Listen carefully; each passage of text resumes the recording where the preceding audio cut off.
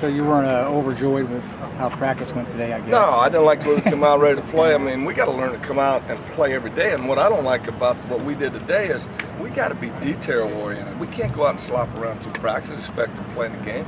You know, my philosophy is you're going to practice like you play. And I didn't like the way it went today. Overall, last week, how do you like how things have gone? Been pretty good. Yeah. I'm excited to be in a position. You know, the football part of it's been easy for me. 37 years in football, and that part of it is easy. It's kind of the administrative stuff that I wasn't prepared for, like putting together a different practice plan, depth charts, dealing with the offense. You know, I haven't done that for a long time, and that's kind of the getting used to it. But I'm kind of in my routine now. I'm a routine guy. You know, I park in the same parking spot every morning. So, you know, go to the same grocery store. So, you know, I'm starting to get in my routine. I'm feeling more comfortable with it, and it's just a matter of getting it the way I want it right now. How is this different from 96 months ago? Well, it's a different circumstance. You know, 96, Pokey Allen was one of my best friends, and he was dying of cancer, was not prepared for it. They came in 2 or 3 days into doubles in camp and said, hey, we're making you the interim head coach. You know, and more of my mindset then was, let's get this thing, keep it together until Pokey can come back. And then it's a little different situation here. Now it's, hey, you got to keep this thing right for 12 weeks and try to get it as good as I can get it. You know, and if I put my stamp on it, where there, I was just trying to maintain the program. You got the Aggies this weekend. Yeah.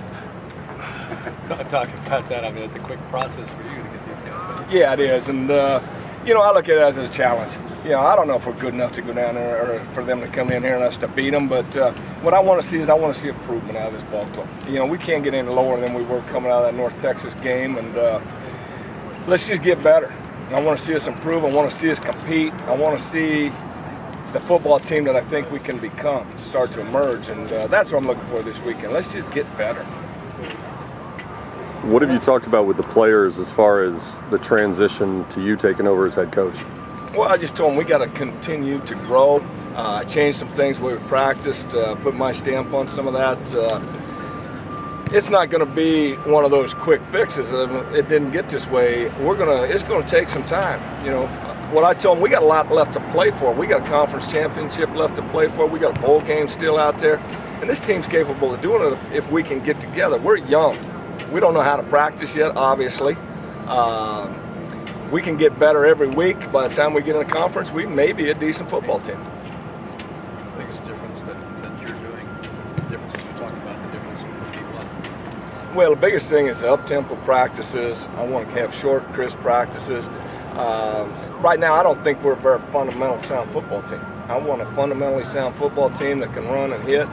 You know, I pride myself on high-energy defense, blitz, let's get after it. That's the kind of style I want. And I think a team will adapt to a head coach's style once they understand what it is. And we're not even close to where we need to be right now. Music throughout practice, is that just to simulate game noise or to try to distract them a little bit? I think it's to drive me crazy, to be honest with you. No, what it is, the kids wanted it, you know, and I think your player's going to tell you what they want, and you got to give the players some ownership of the team, and they wanted that.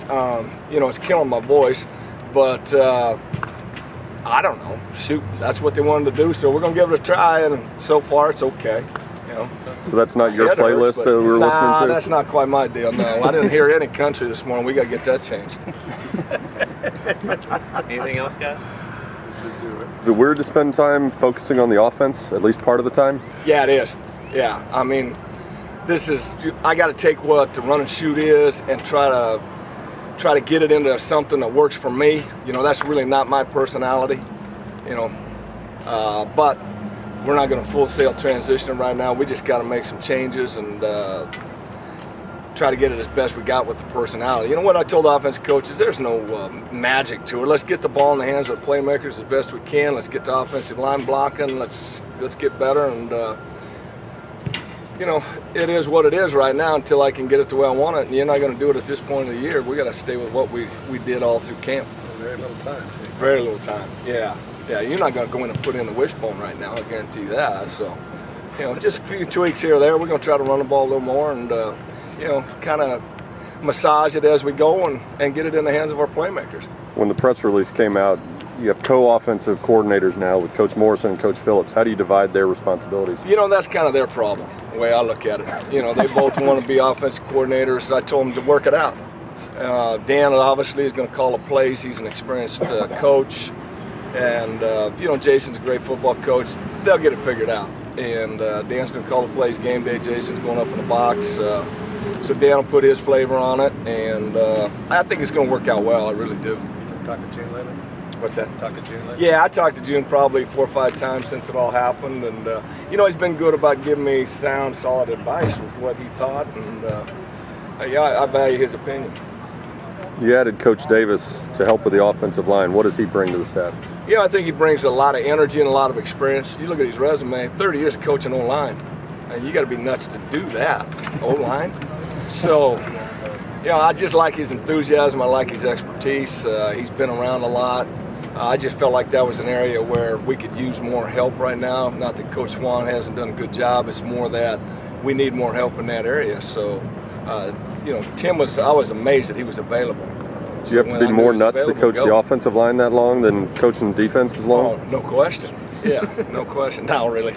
It's, you know, you got to have a guy that knows what he's doing there. That's the start of the whole thing on offense. If the offensive line ain't any good, you ain't going to be any good on offense. So that's just the way it is. Can you comment on Kenny Hill? Yeah. Been watching him for 2 weeks now. No, I think he's really growing up as a quarterback. He sees the field well. He's got a lot of arm. The thing I think he does well is he anticipates the routes and the breaks and the ball's out before those receivers ever get out of route. He's got good receivers around him. That's as good a receiver corps there probably is in the country.